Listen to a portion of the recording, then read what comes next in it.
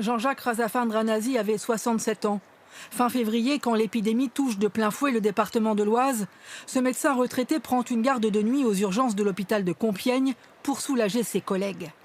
Selon sa fille, qui préfère parler anonymement, c'est là qu'il aurait contracté le virus. Quand je l'ai eu au téléphone, il était allongé, il me disait je suis fatigué, il faut que je dorme, il faut que je me repose, et je l'entendais tousser. Il y est allé parce que voilà, ses collègues étaient complètement débordés par le travail. Il a fait ça par devoir complètement. Hospitalisé le 4 mars, testé positif au coronavirus, l'état du médecin se dégrade brusquement une dizaine de jours plus tard. Les médecins m'ont dit après, en disant, vous savez, il était vraiment dans un cas très très grave, c'est pas quelque chose de commun, voilà.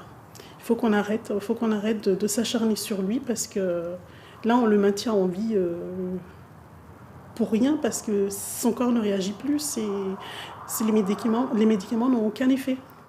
Le docteur Razafin-Dranazi est mort hier matin sans avoir pu dire au revoir à ses enfants.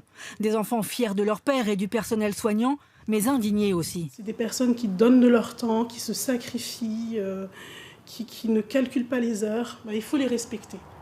Alors pour les respecter, il faut appliquer ce qu'on vous demande de faire. Restez chez vous. Un décès qui endeuille l'ensemble de la communauté médicale en première ligne contre le coronavirus. C'est à ma connaissance la première situation qui a frappé un médecin hospitalier. C'est un très lourd tribut qui est payé par la grande famille des médecins aujourd'hui dans notre pays. Jean-Jacques Razafin-Dranazi souhaitait être inhumé à Madagascar, son île natale, selon le rite funéraire malgache. Ce ne sera pas possible, au grand désespoir de sa famille.